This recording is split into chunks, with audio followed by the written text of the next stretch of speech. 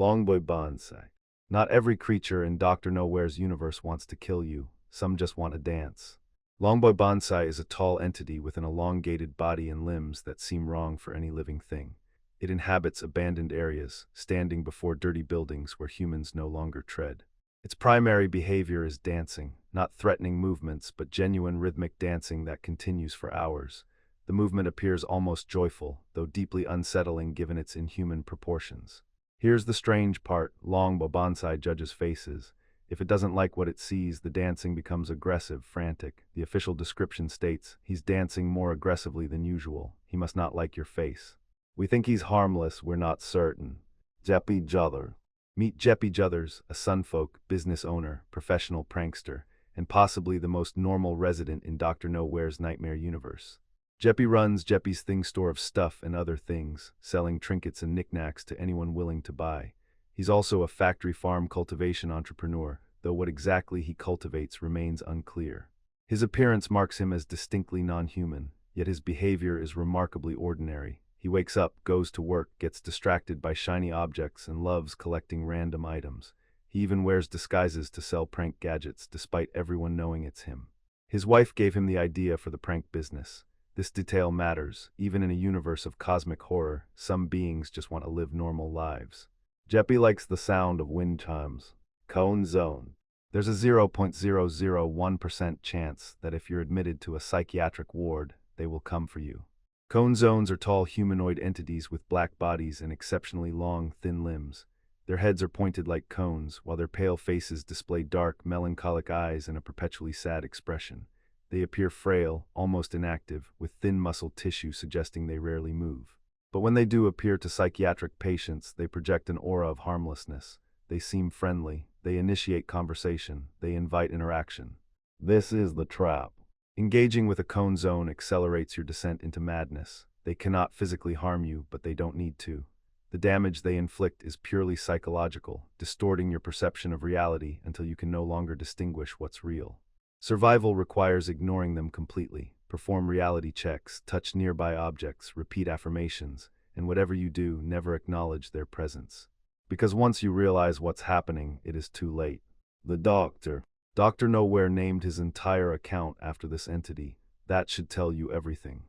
The Doctor is a mysterious, malevolent paranormal being.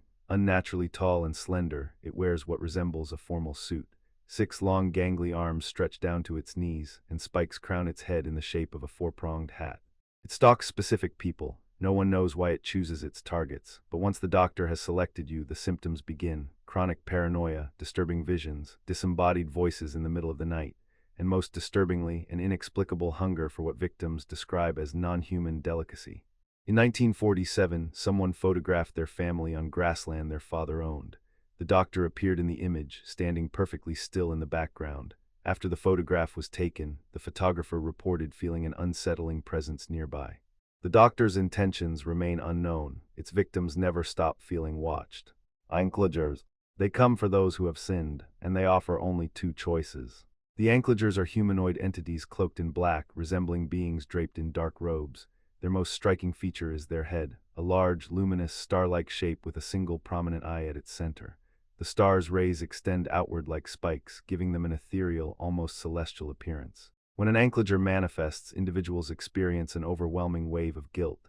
Every transgression they've committed floods back, every sin replays. The confrontation leaves victims immobilized by remorse. Then comes the choice. Repentance, accept the guilt and seek genuine remorse. The Anklager may spare you. Defiance, reject the guilt and resist. The Anklager intensifies its radiant face, emitting a searing light that incinerates you instantly. There are no second chances, no bargaining, no escape through denial. The Anklager spares no mercy for those deemed irredeemable. The only true survival strategy is to live a life that never summons one. Breathman. What if you dreamed yourself into a reality where everyone had been replaced? The Breathmen inhabit the Headless Macrocosm, a dimension identical to our world with one difference: every human has been replaced by them. Elongated creatures. Why? Impossibly long limbs, gaunt torsos with hollow chest cavities. They have no heads, just long necks ending in absence. Blind, deaf, and without smell, they navigate through feeling alone, acutely aware of your presence through vibrations. They suffer constantly, unable to breathe properly, existing in perpetual agony. This suffering makes them aggressive. You access their dimension through dreams. If you dream of the Headless Macrocosm, you wake up there. The only survival rule is absolute silence. Even the sound of your own breathing could attract them. Do everything you can to stay awake after dreaming of their reality. Nightmare Man. Dreams are supposed to be safe. The Nightmare Man proves otherwise. This supernatural entity manifests within dreams of chosen individuals. It derives satisfaction from pain and fear, constructing distressing scenarios that don't end when you wake up. Its appearance is pixelated, almost digital, existing in a corrupted format that shouldn't function. Dr. Nowhere previously used it as his YouTube profile picture, suggesting special significance. What separates the Nightmare Man from ordinary nightmares is influence. The scenarios it creates affect your waking life. Victims report terror that doesn't stay in sleep, it bleeds through, it persists. In newer artwork, the Nightmare Man appears with ears and a small sun-faced figure near its torso, possibly representing Jeffy Jothers. The connection remains unexplained. In the early 5000s, humanity broke. Climate catastrophe brought famine and exhaustion that shattered human psychology. The survivors, desperate to recapture innocence, created a children's series called The Happy Hungries. Its main character was Neff. Neff is Dr. Nowhere's most surreal creation, a flayed being anchored to a dark void by its own exposed nerves. Its form consists of bright red tendrils extending outward like a vascular system without a body. The lower portion is a chaotic tangle, as if something tore it open. Despite this horrifying appearance, Neff always smiles. Its nerves have developed their own consciousness. They often upset Neff, creating internal conflict within a being that's essentially its own civil war. Researchers who analyze the deeper significance of the Happy Hungries experience what's described as immediate physical brain expansion. Further exploration is strongly discouraged. Obelisks of Enlightenment. They predate humanity, they may predate Earth. The Obelisks of Enlightenment are massive, ancient beings with fleshy exteriors suggesting they're alive rather than stone. Their faces resemble the locust from Part 1, sharing features across what might be a connected species. From their forms extend lines connecting to humans and to unidentified things. These connections suggest purpose, though what purpose remains theoretical. The obelisks exist in the sea, in deserts, on the moon. Ancient Egyptian murals depict them, meaning humanity has known of their existence for millennia. They move slowly, shifting over years with apparent intention. They exist to enlighten, but enlightenment from beings this old and patient might not mean what humans hope. Some knowledge changes those who receive it. Sunman. We end where understanding ends. The Sunman is a tall creature with extremely long limbs and a star-shaped head, small eyes, a wide smile, many limbs, often assumed to be used for hunting prey. That's all we know. The Sunman has appeared exactly once on Dr. Nowhere's YouTube channel in a speed draw short. No story, no context, no explanation for its existence or purpose. Its capabilities are unknown. Whether it proves hostile at all is unknown.